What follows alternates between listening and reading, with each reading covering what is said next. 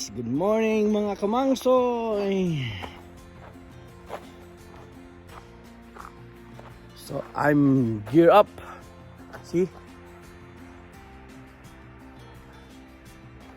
So, di ako nakapag-pickleball kasi may appointment si Gemma. Kaya mag-exercise na lang ako, maglakad-lakad na lang ako. So, try kong pumunta doon sa may yung quarry. Exercise. Early morning. Time check is 7 something. Good morning.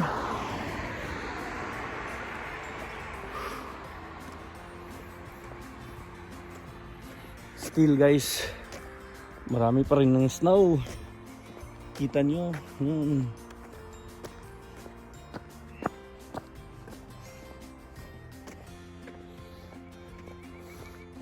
Pero ang daan, clear na. Wala nang snow sa daan. Pero doon dami.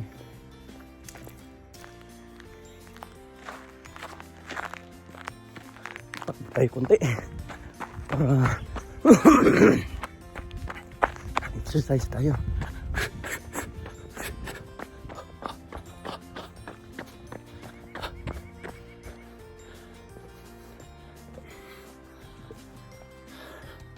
So yung pathway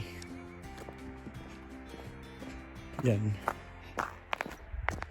So, paano yung pathway yan? Kung may bahay ka dito, after the snow, after 2 hours matapos ang snow, kailangan mong i-clear yung pathway kasi bigyan ka ng ticket pag hindi mo i-clear, kaya ganyan yun. So nakikita niyo guys, from the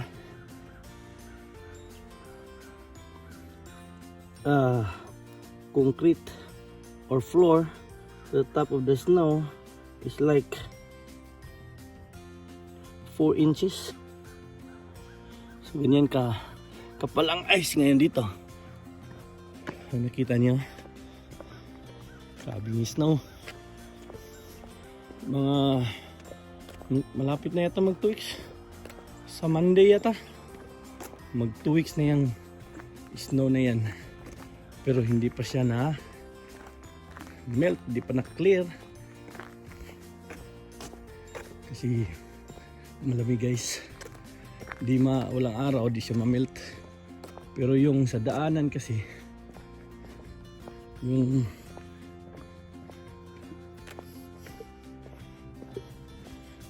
daanan kasi, yun, yung daan, main road, nilalagyan kasi nila ng ice yan. Kaya laging dinadaanan ng sasakyan na melt. So nakita niyo to guys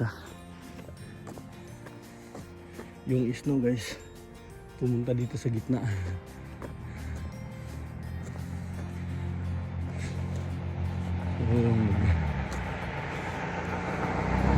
Lalakad ako papunta doon sa may quarry and hopefully may pathway para matingnan natin yung quarry, yung blinag ko dati na quarry ng red granite na nililiguan ng mga tourist pag summer. So I don't have luck today kasi akala ko makapag-pickleball ako. Pinapaalis na sana ako sa bahay. Nagising si Gemma at sinabihan ako, where you going? Sabi ko, pickleball. Yan na, may appointment ako ng may appointment daw siya ng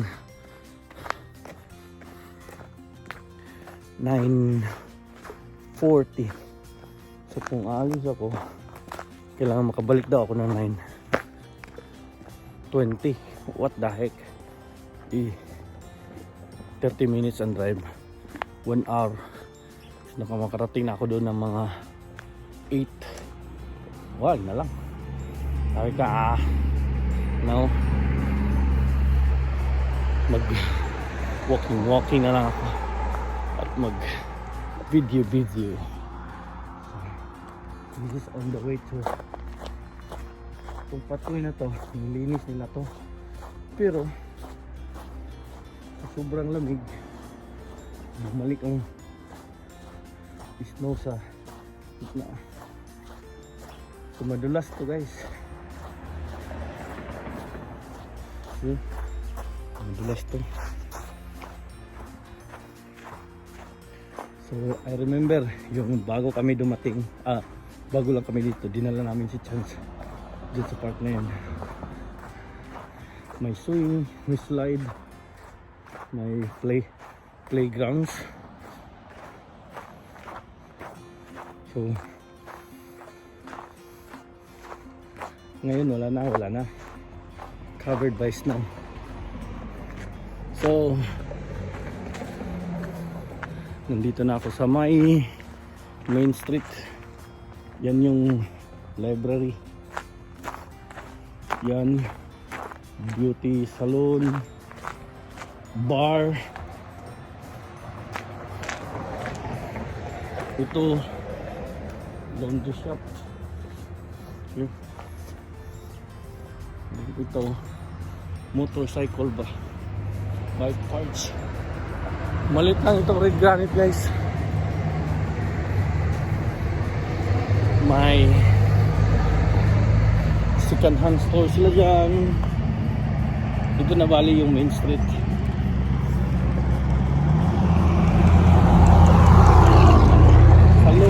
Salon. So dyan may woods. So mamaya ulit guys, kasi para may remaining time tayo sa doon sa quarry. So nandito na ako sa may quarry guys, yung blinag ko dati. Mula pang snow. Ngayon nagka-snow na siya. Yan na siya, yan ang view niya guys. Na-frozen na lahat.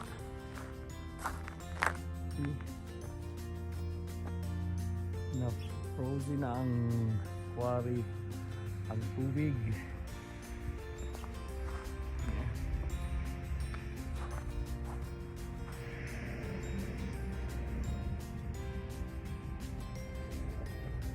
Yan na yung view niya.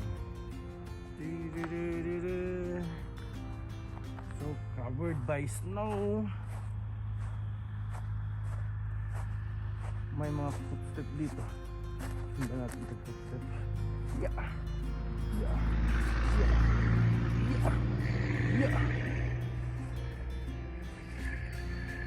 Yun na siya guys. So yung gitna, hindi pa siya na masyadong na-frozen kasi yan daw yung pinakamalalim, 300 feet. Yung mga gilid-gilid na-frozen na sa talaga siya totally kasi mababaw yan dyan mga yan. Okay. Yung mga kahoy guys, oh.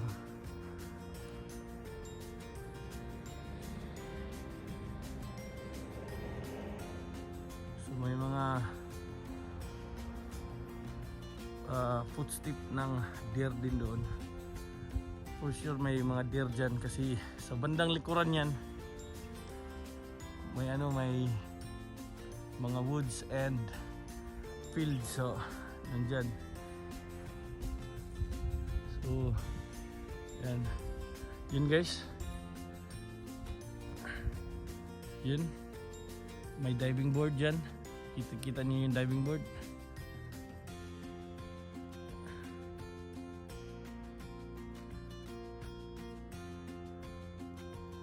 Yung naka formation siya. So hindi tayo pwedeng makalapit guys kasi covered ng snow. Baka may mga butas-butas dyan, hindi natin alam. Ano tayo guys.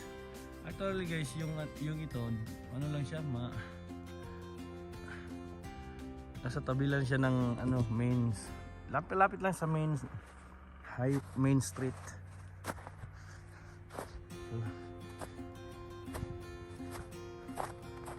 So yan yung footstep ko guys. So, says no parking.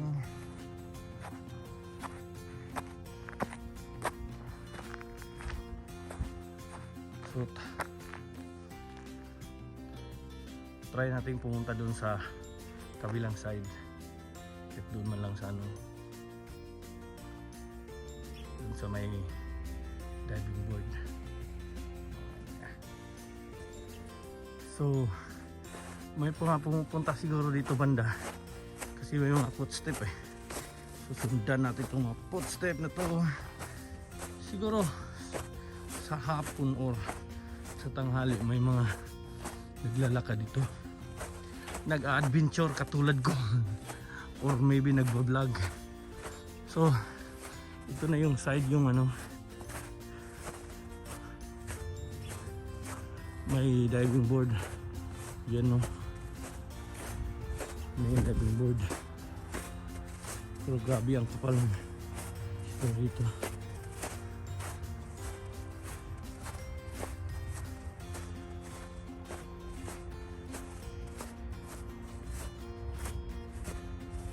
Kapal.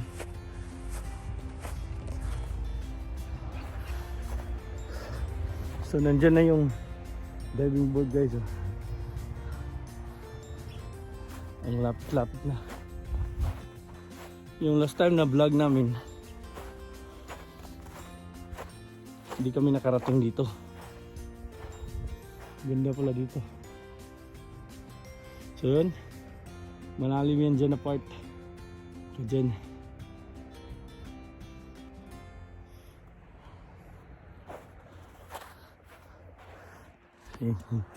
May mga footstep dyan, no? Sinundan ko lang yung ano, daanan. Siguro may bano rin na katulad ko pumunta dito. So nakita niyo yan guys, may upuan. Oh. Woo!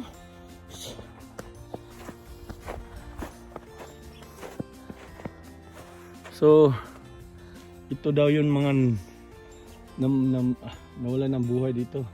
Life gives us choices. How you choose determines your future. In loving memory of all of those who have died in this quarry. Napakadelikadong place pala to. Hindi naman siguro kung mag-ingat ka lang. So right now siya, dahil sa COVID, close for further notice.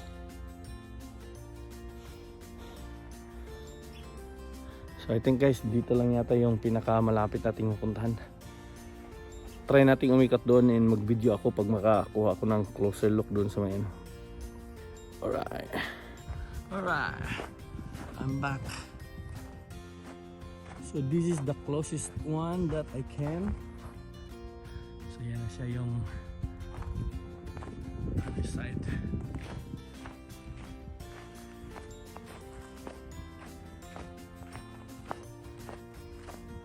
Talagang nag-freeze na siya guys. And di na ako makapunta doon kasi di pa siya na-frozen. Yun yung mga malalim na part. Siguro ang tagal na ng quarry na to.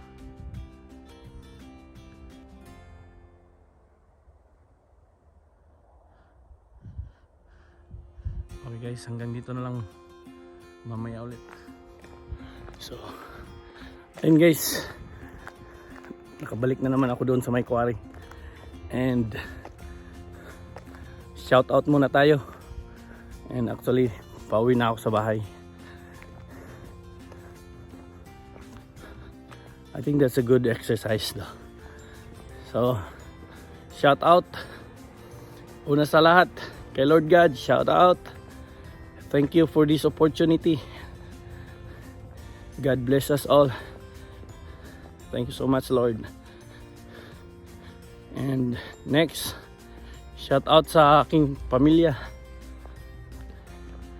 To my loving wife, Gemma, and my baby Chance.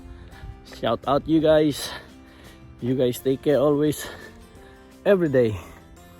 And shout out sa mama ko, Lourdes P. Garlock.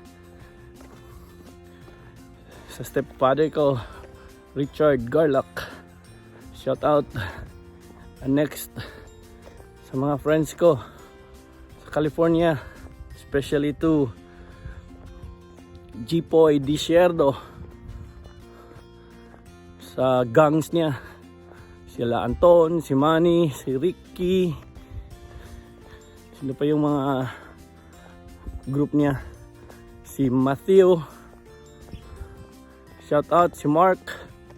Shout out sa inyong lahat dyan. Pasyal kayo dito guys pag pag mas stable na ako dito guys, yung hunting season, maghunting tayo ng deer dito. And shout out sa kaibigan kong si ZL sa Pilipinas. Shout out guys sa kaibigan kong nasa Doha, Qatar, si Junjun. Shout out sa kaibigan ko sa mga ka-pickleball ko sa Palm Springs Demuse Park, na Junjun, Bernard, Ron, Jay Kabigting, Sir James Fernandez, kay Marco. Shout out guys, thank you so much. And sa mga lahat na nag-subscribe ng YouTube channel ko, salamat sa inyong lahat. And sana masuportahan niyo pa ako. And sa mga friends ko sa NHA Saints Balulang basketball team,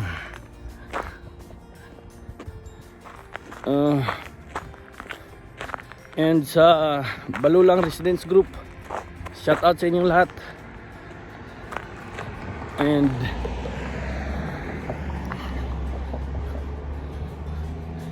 sa mga kamag-anak ko, both father and mother side, shout out. Ingat kayo palagi guys.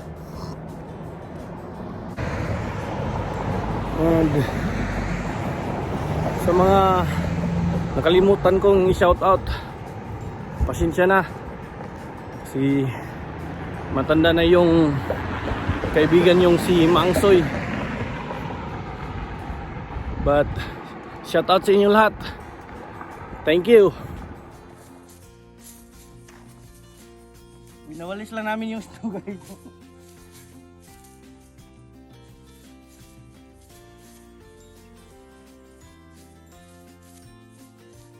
Para may madaanan.